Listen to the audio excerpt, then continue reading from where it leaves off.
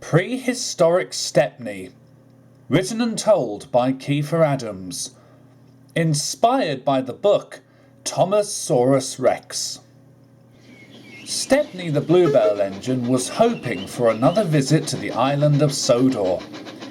He enjoyed his time at the Bluebell Railway, but secretly wished for a change. One day, he was dropping off passengers when Bluebell, a blue tank engine and named after the Bluebell Railway, pulled up next to him. "Hello, Stepney," she puffed. "I've got great news." "What's going on?" asked Stepney. "Primrose finally been painted in your colours?" "She wishes," Bluebell laughed. "We've got paleontologists coming to our line." "What?" asked Stepney. "Paleontologists," repeated Bluebell. "They're people that dig up the bones and fossils of extinct creatures like dinosaurs." Stepney was impressed. "Manager says one of us will be able to help out," Bluebell continued. "Better still, we get to help the paleontologists transfer their findings to Sodor." "Adams will likely do that," said Stepney. "He always gets the best jobs." But Stepney was about to discover that the paleontologists had chosen him to help. Stepney was secretly pleased. He had missed the engines of Sodor, and now with this new job, his latest responsibility, he was delighted in helping the paleontologists. Stepney passed the field each and every day, but he was soon growing bored. Yes, it was nice to see something new on the Bluebell Railway, but he couldn't understand why the island of Sodor was the place he had to take the bones. "Well, the island has a museum near Tidmouth," his driver eventually explained. "We don't have one here." Stepney perked up at this, but he was worried. How would the other engines react if they saw him suddenly visiting Sodor time and time again? But all the same, he forgot to be worried, as more bones were soon dug out from the fields. The paleontologists wrapped the bones very carefully in something called papier-mâché, so they wouldn't break. It was then Stepney's job to take them in trucks, flatbeds or open wagons to the island of Sodor to the Tidmouth Museum.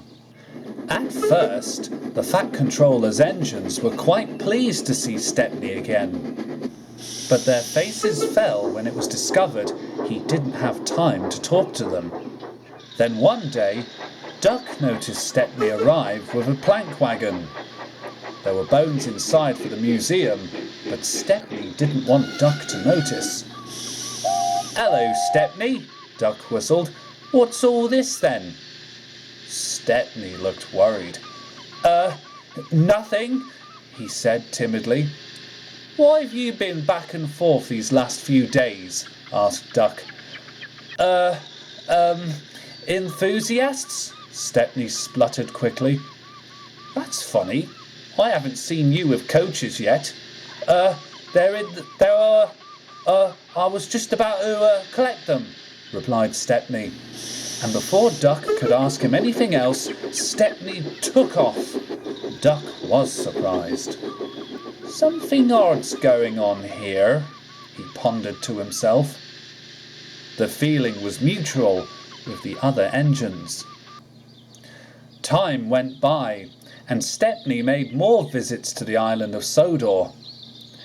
The bones were getting more and more heavier, but Stepney would be in for a surprise.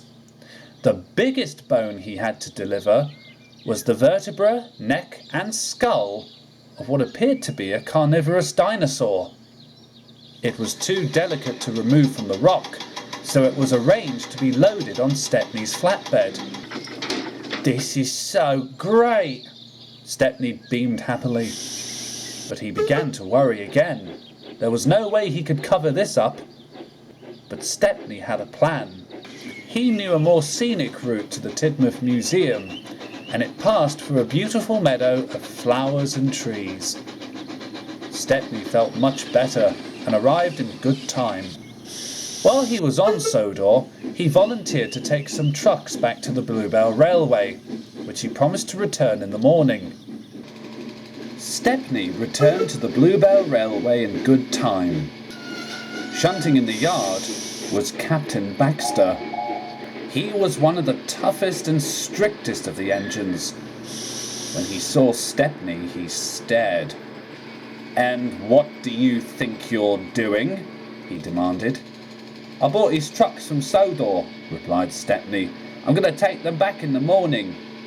"You do realise that those Sodor engines will soon catch on with your little prehistoric trips?" Captain Baxter observed anonymously. "Well, I don't think they know anything yet," said Stepney. "Not yet," said Captain Baxter. "But mark my words, my dear Stepney, their controller will soon suss you out." Before Stepney could say anything else, Captain Baxter puffed importantly away. "Don't listen to him," said Stepney's driver. "He's just put out with coal trucks all the time." Very soon, Captain Baxter would be right. Stepney was awoken by the sound of a car approaching his shed. As soon as he saw a flash of blue, he gulped. "Oh dear," he said. He knew exactly who it was. "Stepney," said the Fat Controller, strolling up to him. "Why have you been frequenting my railway for the last few days?" Sir, I can't explain," said Stepney. He knew it was wrong to lie to the Fat Controller. You see, I'd like you to come with me to Tidmouth Museum at once," said the Fat Controller. "There's something I'd like you to explain." "Oh dear," sighed Stepney, as the Fat Controller stormed to his car.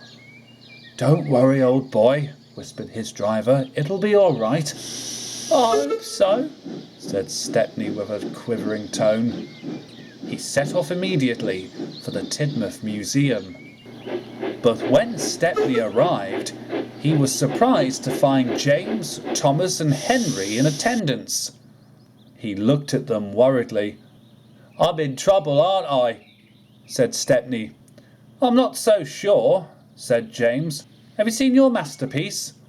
"Yes, it looks really good," said Thomas. Stepney looked over.